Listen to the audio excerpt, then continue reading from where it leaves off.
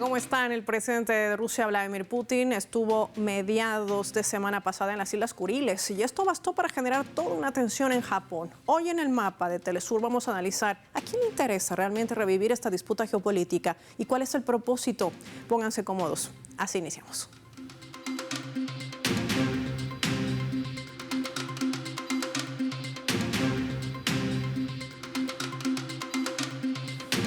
Les proponemos por esta razón desplegar nuestro mapa y revisar algunos datos importantes para entender este tema. ¿De qué van estas Islas Kuriles del sur? ¿Dónde se encuentran?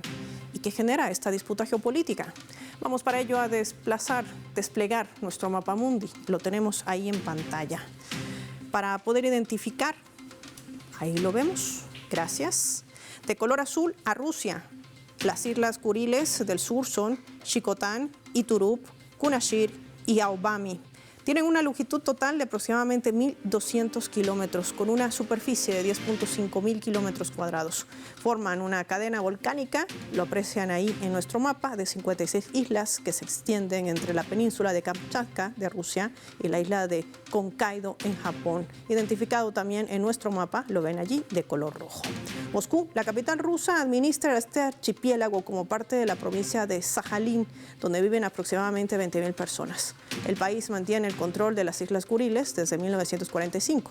Pese al reclamo de Japón sobre las islas del sur, llamadas por Tokio territorios del norte, las Islas Kuriles poseen una importancia militar, estratégica y económica considerable. Hay que hablar de su ubicación. Esto permite vigilar la salida del mar de Okhotsk, clave para Rusia, hay que decir, hacia el Océano Pacífico.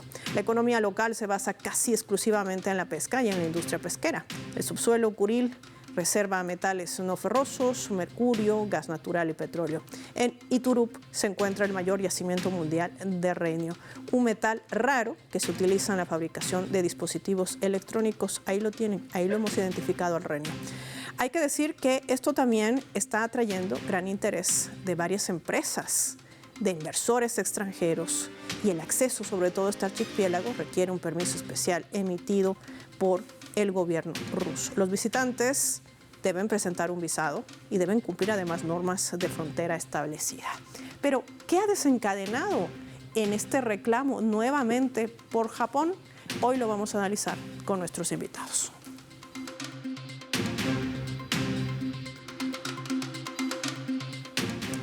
Vamos a recibir a nuestros invitados. Nos acompaña desde Argentina Cristian Lamesa, analista geopolítico. Qué gusto tenerte con nosotros, Cristian. Bienvenido.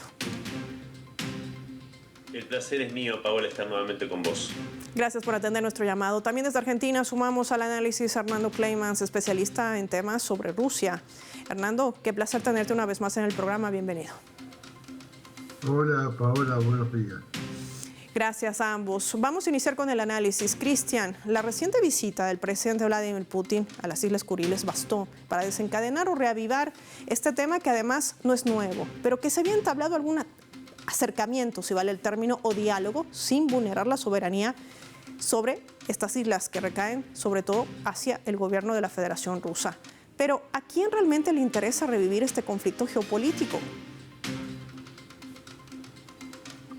Bueno, primero permitidme mandarle un cálido saludo a Hernando, y en este sentido yo creo que acá hay un doble juego que tiene que ver con, me parece a mí, una estrategia por parte del gobierno de la primera ministra japonesa, que para tapar otras cuestiones. Hay que ver que en este momento Japón está atravesando una situación bastante compleja, con una deuda que asciende a más del 225% del PIB, una situación muy complicada y con un rebrote de un nacionalismo que sabemos a dónde condujo el nacionalismo japonés y las atrocidades que hicieron en la Segunda Guerra Mundial.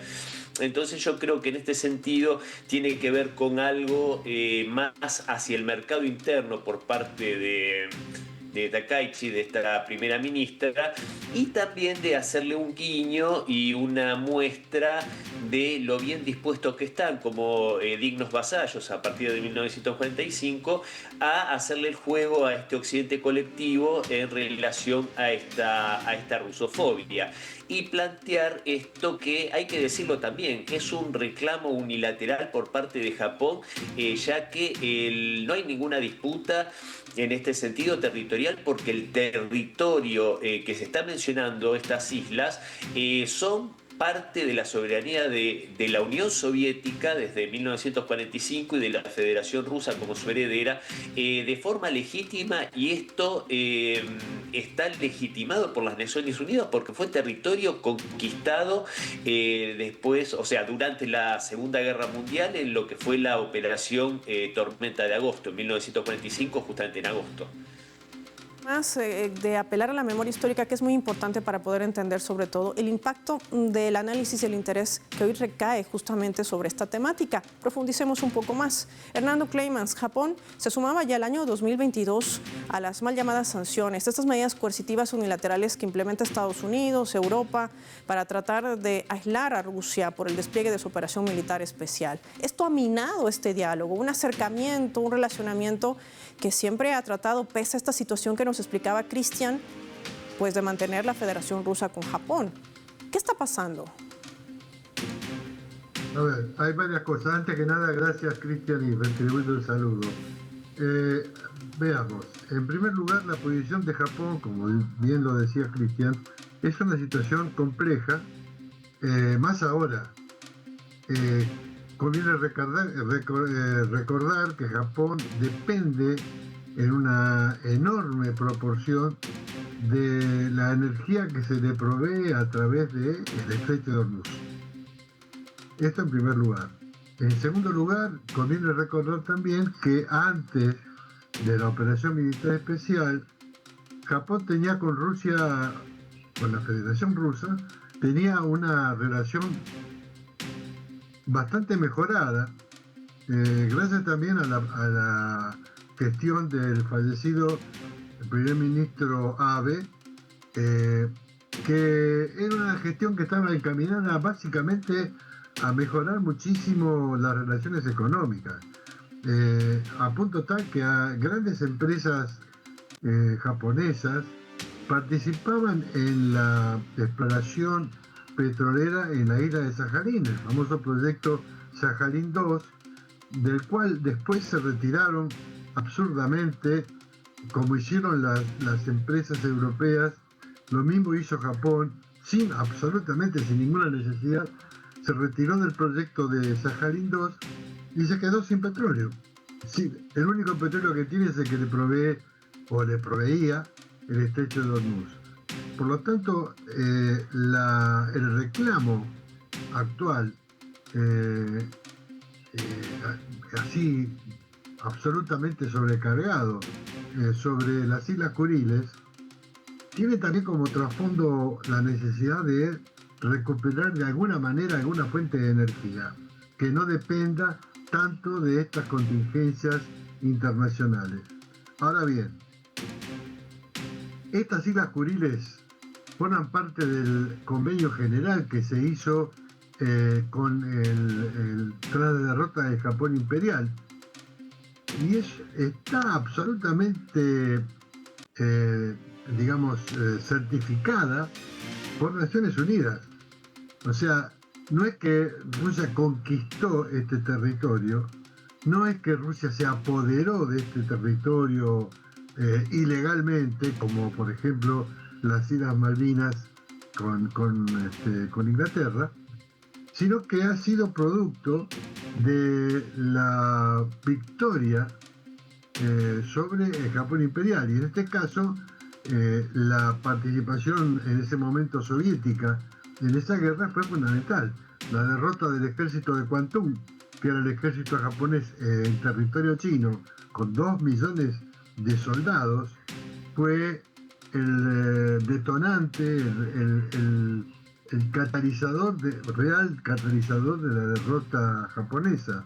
Entonces, las Islas Kuriles formaron parte del convenio general posterior a la capitulación japonesa. Y son importantes porque además de tener,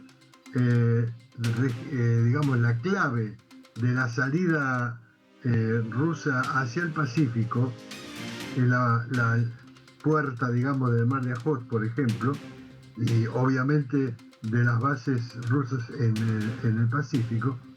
Además de eso, las Islas Kuriles tienen una importancia central en el desarrollo de, ahora más que nunca, de numerosos yacimientos minerales que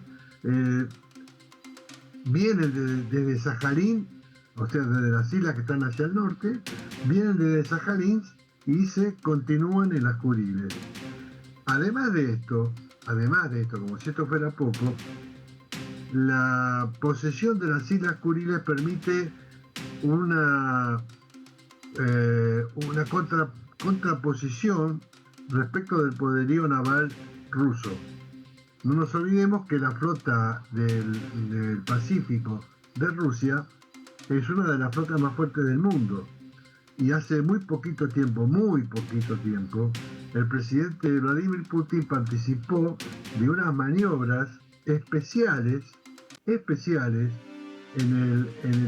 con la flota del Pacífico, donde se controló y se ejercitó el control sobre los principales pasos marítimos, tanto del Mar de Ajot como de los mares de Japón y de China, que son los que en este momento concentran casi el 100% del tráfico marítimo de cargas de Japón y de Corea del Sur. Entonces, la reacción de la primera ministra Sanae Takaichi, una señora muy parecida a Margaret Thatcher, por otra parte, ante la visita absolutamente normal del presidente Putin a uno de los territorios rusos, como es una de las Islas Kuriles, la reacción esta no fue extemporánea, no fue algo simplemente motivado por la ira y el rechazo a la presencia del presidente ruso en esas islas.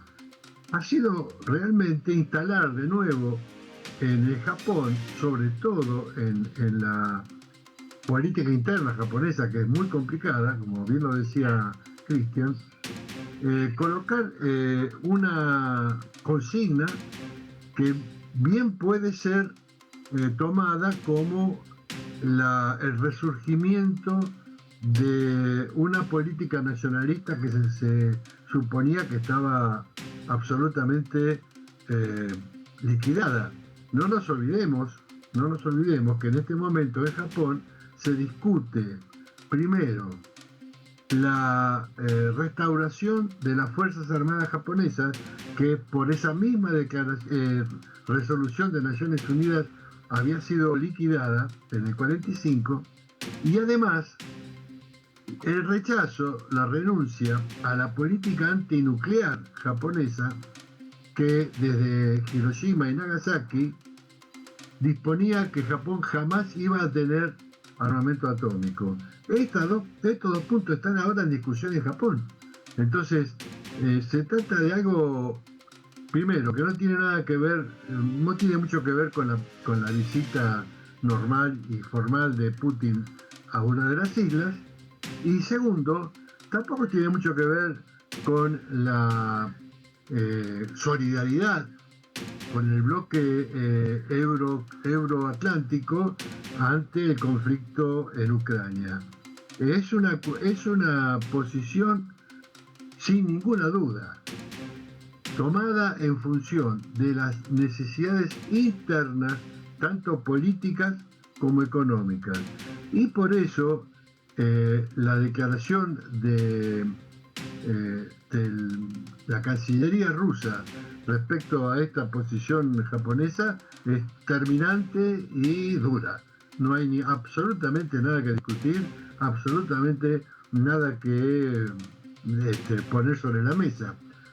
Convengamos, esto es ahora, hoy, acaba de ocurrir esto, que los Estados Unidos no han quedado al margen. El embajador norteamericano en Japón acaba de solidarizarse con la postura de la primera ministra Takaichi. O sea, cierra por todos lados. Sí, todos los escenarios que además vamos adelantando para poder profundizar en el análisis. Todas estas situaciones tienen que tener un porqué, un motivo, una estrategia.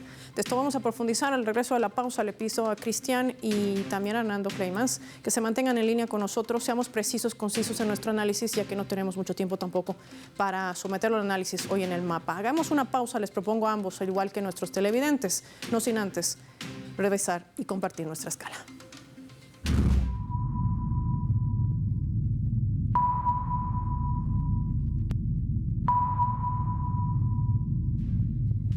Esta vez a través de la escala del mapa de Telesur, lo que estaban reseñando también nuestros invitados, sobre todo Hernando Kleimans, hablaba de la postura rusa en este vídeo que circula a través de distintos medios de comunicación rusos. Este es un video de RT muy importante para tener claro el logo allí. El canciller ruso Sergei Lavrov rechazaba de forma contundente las críticas de Japón tras la visita del presidente Vladimir Putin a las Islas Kuriles. El diplomático calificaba de totalmente inaceptables las declaraciones del gobierno nipón sobre el viaje del mandatario a la isla rusa de Uturup.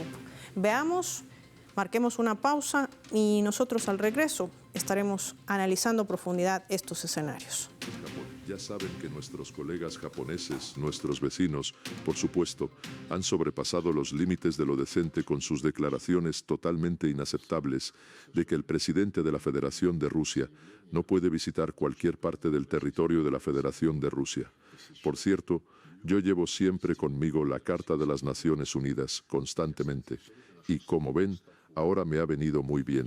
Japón también es miembro de la ONU, pero al principio figuraba en esa misma carta como Estado enemigo, y se adhirió a la ONU cuando ya había recorrido el camino de la expiación de la culpa por su política militarista de genocidio contra muchos pueblos.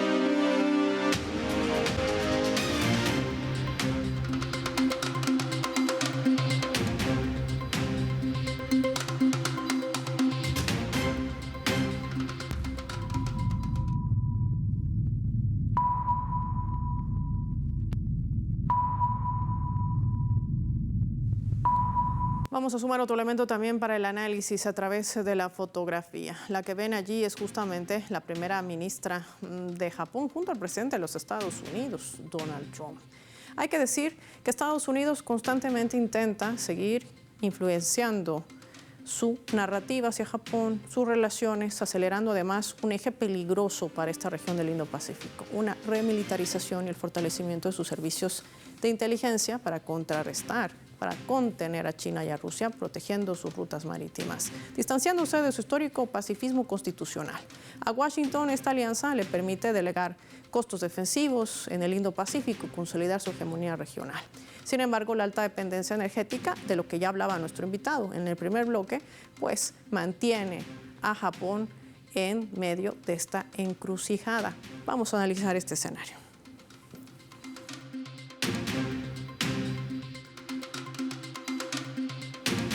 A ver, Cristian, este es un escenario que si bien no es nuevo, se va debatiendo, alertando hace meses de atrás, pero reviste también de otro tipo de análisis, que es el hecho de cuál es la estrategia real de Estados Unidos en esta región del Indo-Pacífico, teniendo como objetivo central, que además no es desconocido, que es China.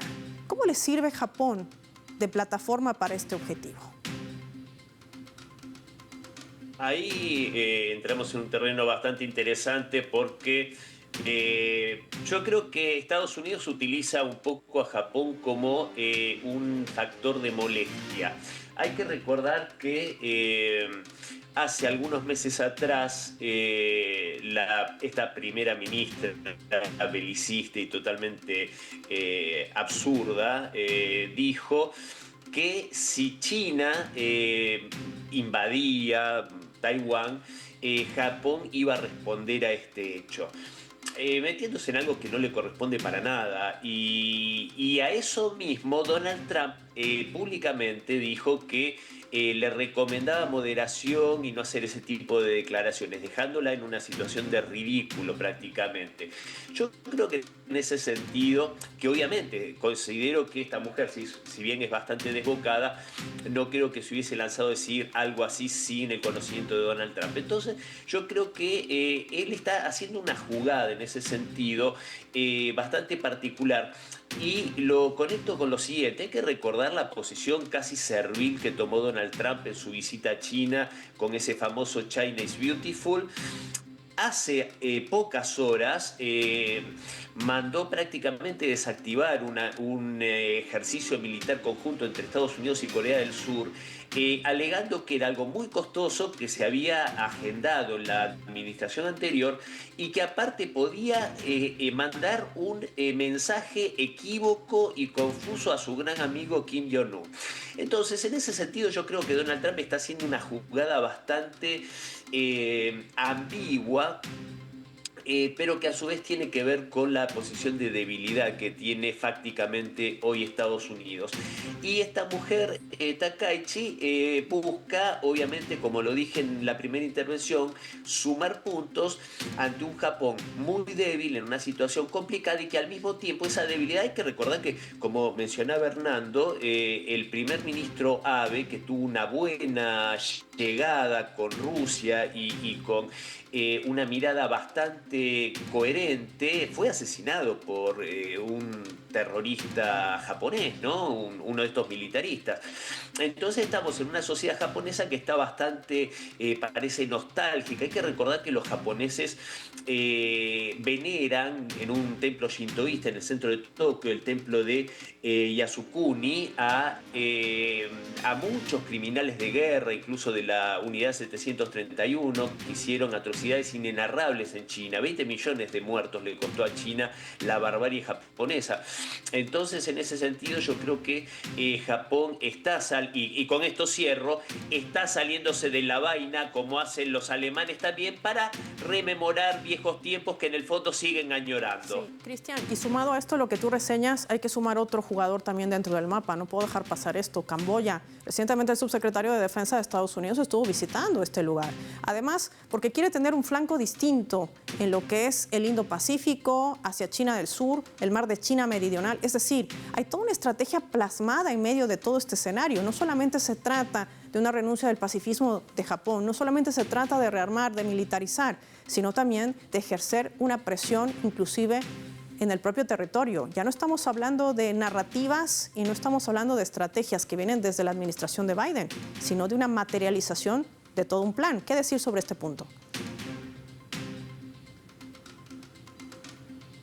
Sí, a ver, yo creo que ahí la disputa central, y para ser breve y que pueda hablar el compañero, está en la debilidad, como decía antes, que tiene Estados Unidos, no solo en el campo militar, que ya está visto después de la intervención en Irán, que prácticamente se quedaron desarmados literalmente, sin municiones los estadounidenses, y también obviamente como viene corriendo de atrás a una República Popular China que lo está pasando por encima en todos los aspectos.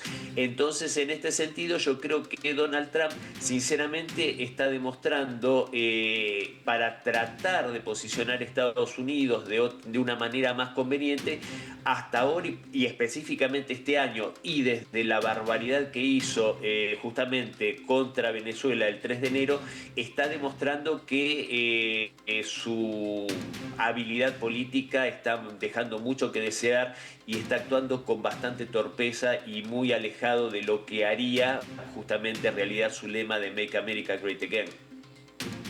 Tanto Cristian La Mesa como Hernando Kleimans. No tenemos más tiempo en el mapa. Agradecida con ambos por su valioso análisis y su criterio vertido en este programa. Vamos a finalizarlo revisando nuestros vectores.